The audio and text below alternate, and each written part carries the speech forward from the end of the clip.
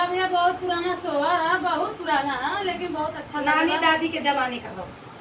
गावा से सुन जाएगा ना। हमारे आजी माई के जमाने का। अच्छा लगे तो बताइए। सबके आजी माई के जमाने का।